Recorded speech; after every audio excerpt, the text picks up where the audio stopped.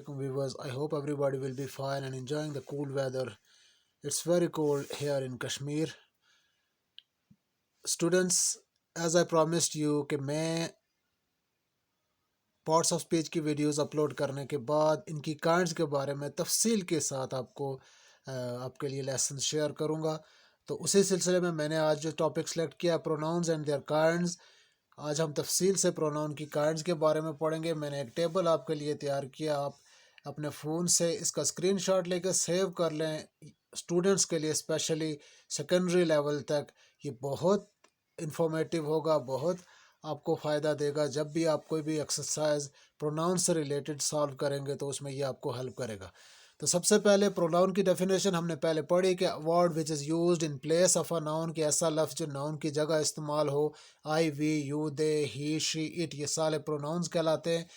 यहाँ पे मैंने इनकी काइंड्स लिखी है। Number 1, personal pronouns. Personal pronoun जो मैंने अभी आपको एग्जांपल में मैंने जो पढ़े I, we, you, they, he, she, it, ये जो 7 मैंने पढ़े इनको कहते हैं पर्सनल प्रोनाउंस।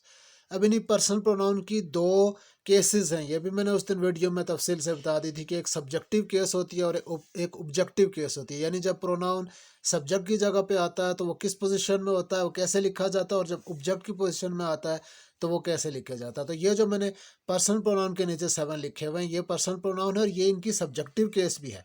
इनकी ऑब्जेक्टिव केस यानी जब ऑब्जेक्ट की जगह जाते हैं तो आई चेंज हो जाता है मी में, वी अस में, यू चेंज नहीं होता, ये यू ही रहता है, दे चेंज होकर देम बन जाता है, he, him, she change to her, it change to it. So these are personal pronouns and this is their subjective case and this is their objective case. Second kind is possessive pronoun. Possessive mean possess, milkiyat, ownership. I have a marker in my hand. This is my possession. This is my marker. So my, mera, I, possession my, or mine. We are ours. You, your or yours. They, their or theirs. He, his.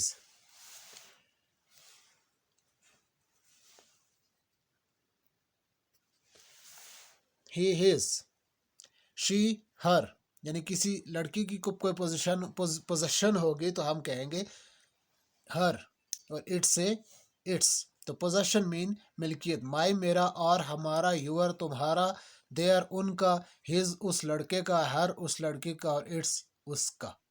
ठीक है, तो ये हो गया आपकी second kind possessive pronoun. या आप word से इसको स्टूडेंट अंडरस्टैंड कर लें। पोजेस का मीनिंग याद रख लें कि पोजेस का मतलब मिल्कियत, तो आप अंडरस्टैंड कर लेंगे कि कौन कौन से प्रोनाउन पोजेसिव प्रोनाउन होते हैं। थर्ड वन मैंने लिखे रिफ्लेक्सिव प्रोनाउन। अब रिफ्लेक्सिव प्रोनाउन का दारोमदार होता है पर्सनल प्रोनाउन की सब्जेक्टिव केस पे। यानी सब्जेक्ट में अगर आई लिखा हुआ तो आप उसके साथ लिखेंगे myself. I do my work myself, मैं अपना काम खुद करता हूँ। We do our work ourselves, हम अपना काम खुद करते हैं। तो ये है reflexive pronoun. Myself, ourselves, yourself, themselves, himself, herself, itself, ये है reflexive pronoun. Third one demonstrative. Demonstrate, इशारा करना, ज़मीर इशारा। दिस, दीज, दैट, दोज, ये डेमोन्स्ट्रेटिव प्रोनाउंस होंगे। दोबारा बता दूं कि ये ज़मीर इशारा है demonstrative pronouns. This, these, this चूँकि सिंगुलर के लिए, दीज प्लूरल के लिए, दैट दूर की सिंगुलर चीज़ के लिए, और दोज प्लूरल चीज़ों के लिए। तो ये भी डेमोन्स्ट्रेटिव प्रोनाउन है। उसके बाद आगे रिलेटिव प्रोनाउन। अब इसी कॉलम में मैंने देखे 2 लिखे हैं, रिलेटिव प्रोनाउन और इंटरोगेटिव प्रोनाउन। दोनों में मैंने एग्जांपल सेम लिखी है। यानी रिलेटिव प्रोनाउन कौन सा, ये रिलेट करते हैं एक क्लास को दूसरे क्लास के साथ। यानी the man who met me in the meeting was my friend. The man who met me in the meeting, यानी मैंने इस क्लास को मिला दिया।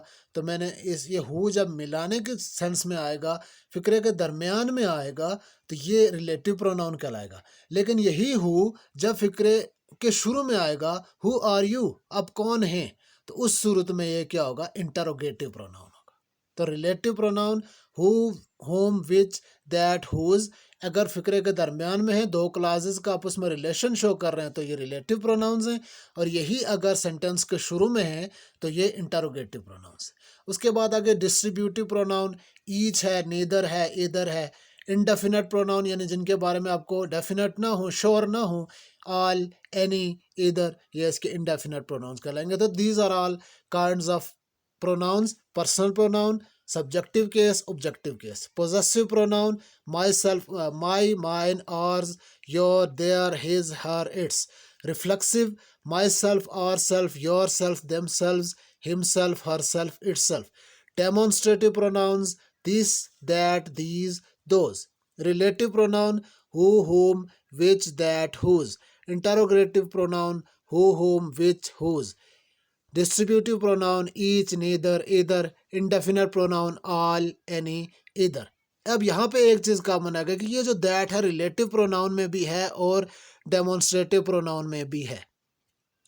तो दैट अगर फिक्रे के शुरू में होगा, सेंटेंस की बिगनिंग में होगा, तो ये डेमोन्स्ट्रेट करेगा दैट इज़ अ ट्री, वो एक दरख्त है।